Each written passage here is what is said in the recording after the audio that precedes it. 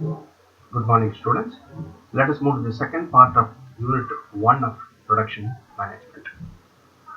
The second part of Unit 1 consists of strategic management, corporate strategies, production strategies, world class manufacturing, demand forecasting. Now, let us move to the first part of this one, strategic management. Now, strategic management is concerned with development of organization's vision, mission, setting objectives, formulate and implement strategies, and take corrective action for any deviation while reaching vision and objectives of the organization. Now, let us know why this strategic management is included into production management. The strategic management has a very vital role in production management. Its role includes it helps in achieving dominance in the market.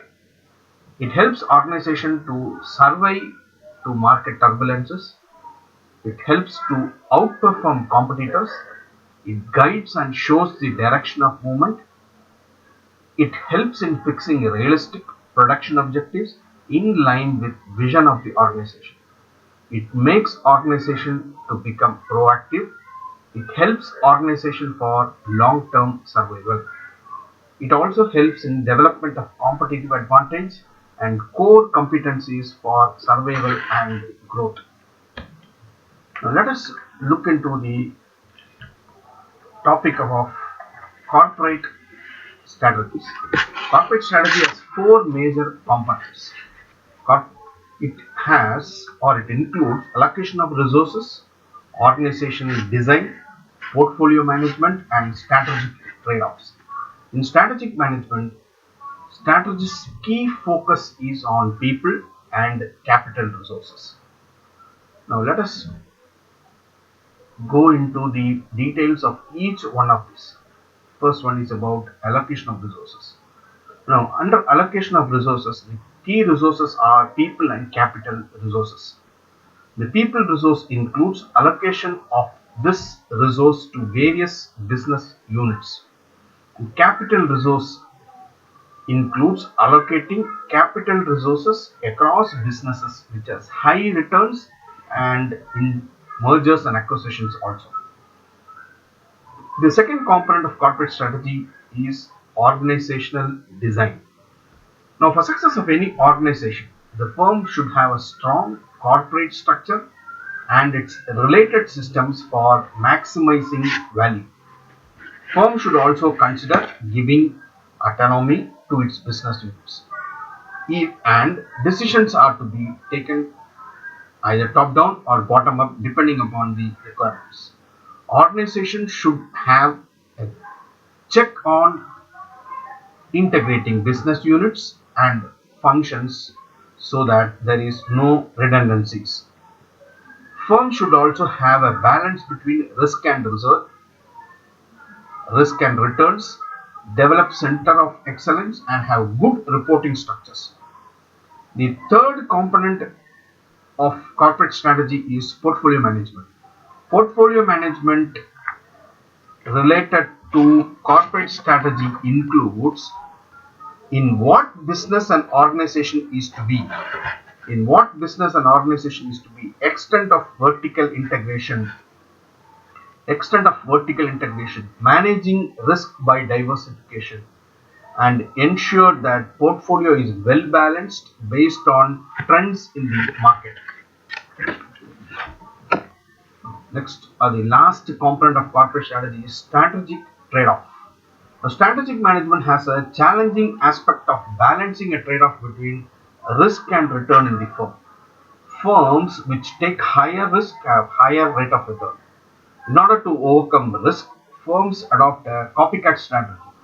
Firms also adapt a true product differentiation, and based on degree of autonomy of business units, it helps in managing risk.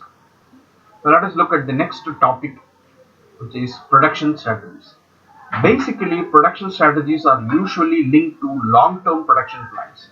The production plan tells what the production department has to achieve. This production strategy, which is a long-term plan, helps to decide about investments to be made for production, use of technology, training to be provided for production personnels, and schedule of production. Production strategies can be long-term production strategies, medium range production strategies, and short range production strategies. Now let us look at some of the long range production strategies. This includes developing effective leadership, strategic goal of manufacturing with emphasis on flexibility and quality, innovation in production management and process technology, effective management of technology. Now, few medium range strategies are locational layout, product selection and technology, standardization of design, aggregate production planning, inventory policy and planning. Now, few short range tactics are production scheduling, make or buy decision, quality control and audit, vendor rating and evaluation, value analysis, and incentives.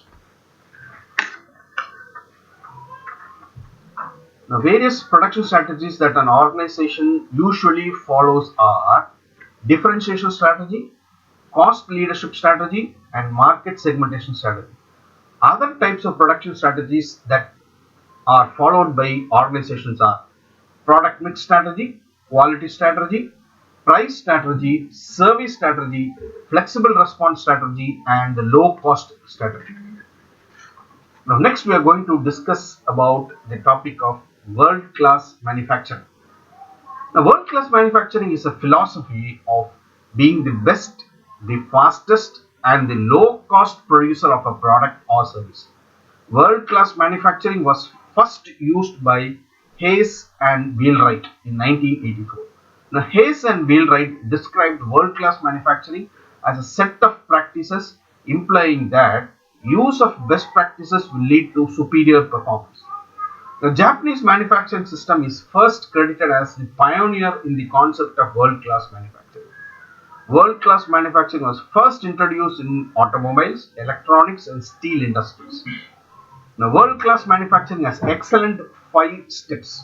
They are reduction in the setup time and in tuning of machinery, cellular manufacturing, reduced work in progress material, postponed product mutation, removal of the trivial many, and focus on vital few. Now let us look at the principles of this world-class manufacturing. There are 3 basic principles associated with this world-class manufacturing. First one is implementation of just-in-time and lean manufacturing to reduce wastage and reduction in cost. The second one is implementation of TQM, leading to reduction of defects and encouraging zero tolerance. The third principle is implementation of total preventive maintenance. Now let us look at the attributes of this world-class manufacturing. There are 7 major attributes associated with this world-class manufacturing. 1. Produce products of high quality. Or organizations have to produce products with competitive price. Firms should produce products with several enhanced features. Produce products in wider variety. Produce products which can be delivered in shorter lead time. Produce products which can be delivered on time. Produce products which has flexibility in fulfilling products demand. Now let us look at few technologies that are to be followed in TQ, world-class manufacturing. First technique is zero defects. Second one is just in time. Third one is statistical process control. Fourth one is total preventive maintenance. Fifth one is doing it right first time. Sixth one is make to order. Next one is small lot size, quick replacement, multi-skilled employee, and the last one is visual signaling. That is the end of this world-class manufacturing. Now let us move on to the next topic of demand forecasting. Now before going into what is demand forecasting, let us look what is forecasting. Now, forecasting is a process of analyzing and understanding current and past information to understand the future patterns through a scientific method. Now, Demand forecasting includes a process of estimating the future demand of products in terms of unit or monetary value. Now, demand forecasting helps the organization to take various business decisions like planning production process, managing funds, deciding the price of products, etc. Now, what is the significance of this demand forecasting for organizations? The following are the significance. First one is fulfilling the objectives of the organization. Organizations can go for expansion. Organizations can have a continuous evaluation of performance. It helps in preparation of budgets. It avoids wastage of resources, thereby stabilize production. Let us look at the objectives of demand forecasting.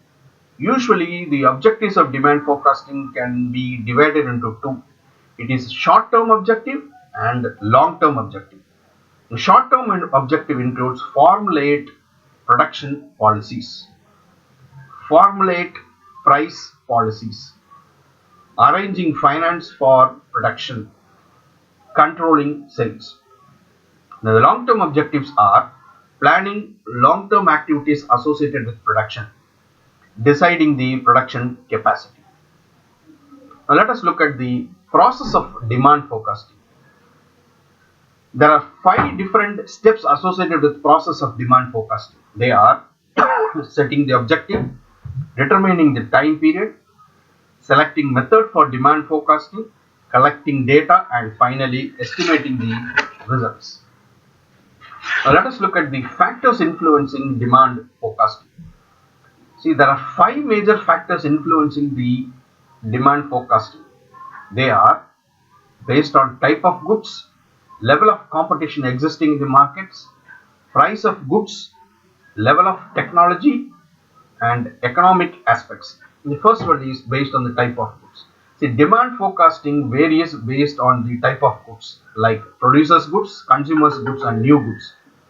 So, forecasting according to these types of goods varies accordingly. Next one is the price of goods. Changes in the price scenario will lead to demand estimation, which is a difficult one. Next one is the level of technology. If there is a rapid change in the technology that you are using, the existing technology will become obsolete for your organization very soon. So it is tricky to estimate your demand based on the technology. The last one is the economic aspects. Based on the prevailing economic conditions in the market and in the country as a whole, demand will have an upward trend, or it will have always or it will have also the decline trend. So demand forecasting is a challenging one under this changes in the economic aspects. Now let us look at the various forecasting techniques that are usually followed by industries. Forecasting techniques are broadly divided into two. It is qualitative forecasting technique and quantitative forecasting technique.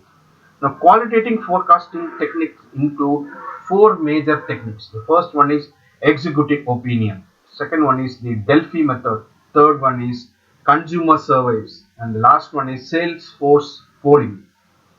Now, quantitative forecast technique includes simple regression, multiple regression, simple moving average, semi-average method, double moving average, single exponential method, double exponential method. The last topic that we are going to discuss under unit 1 is the process of demand forecasting.